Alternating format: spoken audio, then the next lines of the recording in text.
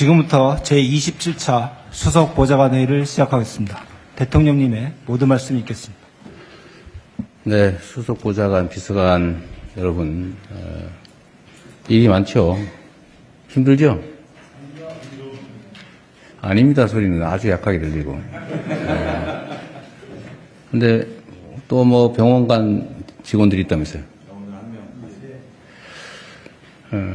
아마도 청와대 업무가 워낙 경무라서 이 근무 시간도 새벽부터 밤늦게까지 또 뭐 주말도 없이 너무 오랫동안 강행군을 했는데, 물론 뭐 일을 어떻게 놓거나 뭐 떠밀릴 수도 없는 상황이라 이해는 하는데, 좀 비서실장께서 좀 대책을 강구를 좀 하십시오. 이게 이제 뭐 장기전을 해야 되는데 초기야 어떻게 견딘다고 하지만 계속 이러면 이게 견뎌나가기가 어려울 것 같아요. 혹시 뭐 정원 규정이 있어서 그런지 모르겠는데, 노는 것도 아니고 열심히 하는데, 누가 그런 얘기 하더라고요, 전에. 우리는 눈 뜨면 출근, 눈 감으면 퇴근이다. 공무원한테 휴일 밤이 어디냐 그랬더니 악덕 사업주라고. 그게 바로 악덕 사용자다. 모범적 사용자가 될 대통령이 그렇게 워라밸을 부인하고 아예 그렇게 혹사시키면 되겠냐. 근데 사실은 일리 있는 말이죠. 근데 뭐 정무직 공무원이라고 하는 게 그렇게 뭐 모든 걸 다 지켜서 하긴 어려운 건 또 현실이기도 하죠.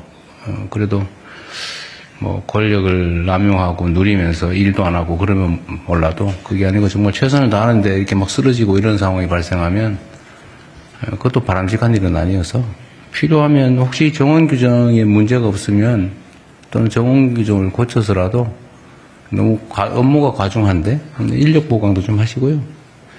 원래 휴일 아니면 야근 이런데 대체 인력이 원래 있어야 되잖아, 원래 법률상. 그래서 그런 점도 고려를 해서 좀 그 인력 운영 방안을 좀 강구를 좀 하시고요. 그다음에 여러분도 좀 쉬어가면서 하세요. 근데 할 일은 다 하고. 할 일 안 하는 건 안 되고. 무지하게 어려운 거긴 한데, 하여튼 쓰러지거나 그런 일 없게 잘 관리하십시오. 중동 상황이 지속되면서 국제 에너지 수급의 불안정성이 심화되고 있습니다. 국내 역시 유가 상승, 또 핵심 원자재 수급 등의 여파로 민생과 경제산업 전반에 우려가 커지고 있습니다. 이런 상황이 계속되면 소비, 투자 심리가 위축되고 또 어렵게 맞은 이 경제 회복 흐름도 약화될 수가 있습니다. 특히 경제가 어려워질수록 취약계층이 받는 충격이 훨씬 더 큽니다. 우리 뭐 경험적으로 알고 있죠. 이렇게 상황이 어려우면 서민들의 삶이 더 팍팍해지고 또 부의 분배도 악화되는 경향이 있습니다. 이게 이제 양극화 불평등을 악화시키죠. 그리고 결국은 사회적 불안까지 이야기하게 됩니다. 지금은 뭐 이것저것 막 따질 때가 아닙니다. 민생 경제 충격 완화를 위한 골든타임을 절대로 허비해서는 안 되겠습니다. 우리가 할 수 있는 모든 정책 수단을 다각도로 총동원해서 이걸 신속하고 또 정교하게 집행하는 데 역량을 집중해야 되겠습니다. 상반기 공공요금 동결, 또 뭐 농축수산물 할인 지원 확대 등을 포함해서 유류세이나 뭐 화물차, 대중교통, 농업인에 대한 유가보조금 지원에 속도를 내야 되겠습니다. 제가 한번 말씀드렸기도 한데, 우리가 이제 지원 방식이 다양하죠. 예를 들면 직접 지원, 간접 지원, 뭐 조세 지출하는 방법도 있고, 재정 지출하는 방법도 있고, 다양한데, 이게 일률적으로 하게 되면, 양극화 심화를 막기가 어렵죠. 그리고 추세적으로 양극화는 심화되는데, 불평등도 심화되는데, 똑같이 처우하면 사실은 그걸 악화시키는 결과를 빚게 되죠.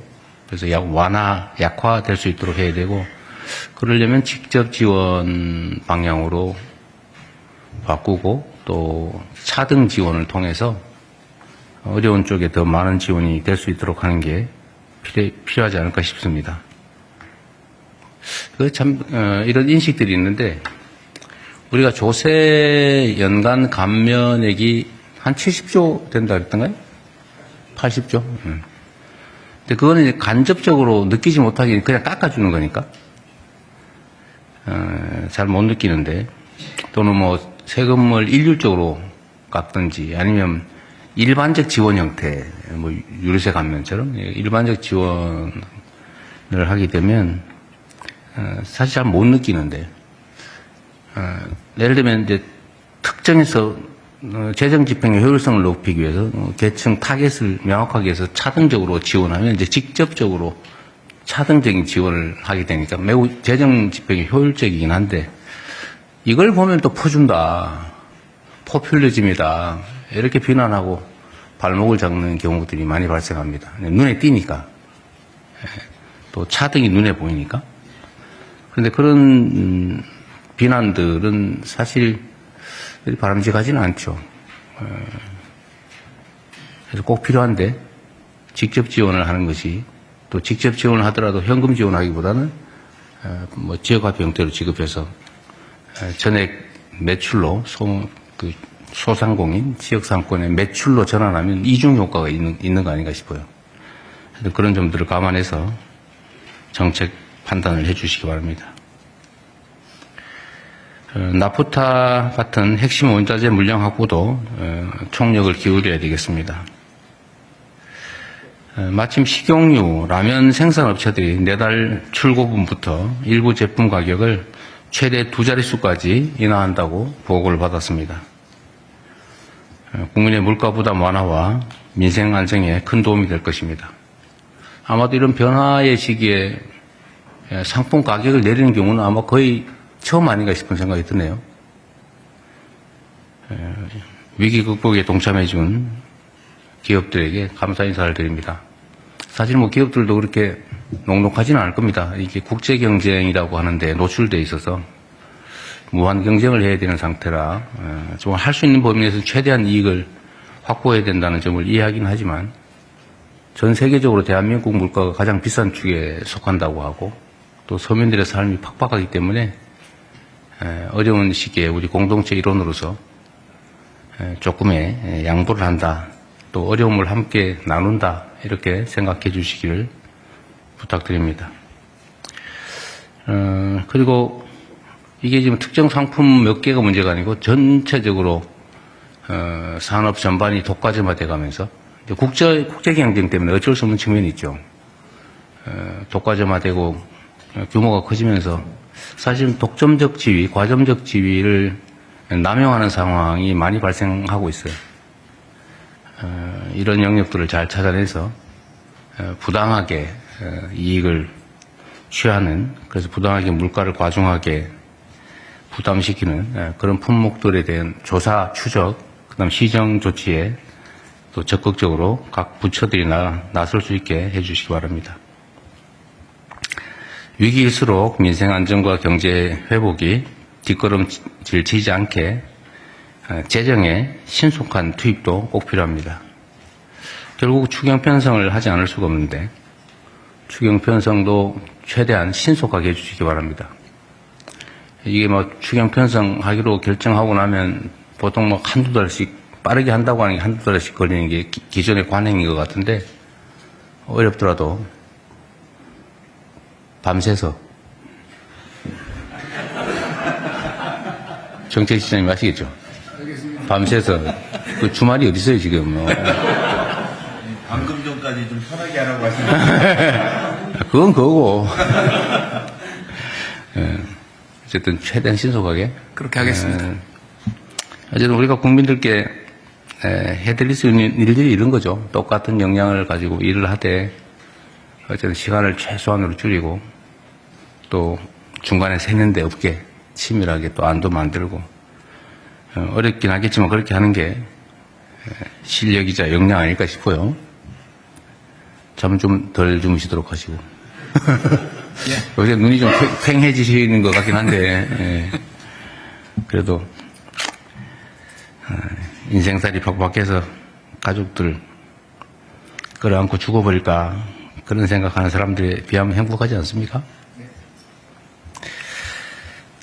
현재 당면한 민생 경제 위기를 극복하는 것을 넘어서서 이걸 국가 대전환의 새로운 기회로 삼는 지혜가 필요합니다. 보통 위기에 대해서 전에 한번 말씀드렸는데 위기를 이겨내지 못하는 건 바보고 모자란 것이고 위기를 극복하는 것은 당연한 거고 진짜 실력은 위기를 기회로 만드는 것이다. 실제로 그런 면이 있죠. 위기는 일단 공동체를 결집시킵니다. 그리고 부당한 이익을 취하고 있던 기득권 입장에서는 양보할 수밖에 없는 상황이 만들어지죠. 잠재됐던 문제들을 드러내서 우리 사회 전반의 체질을 개선할 수 있는 결단의 기회를 제공하기도 합니다.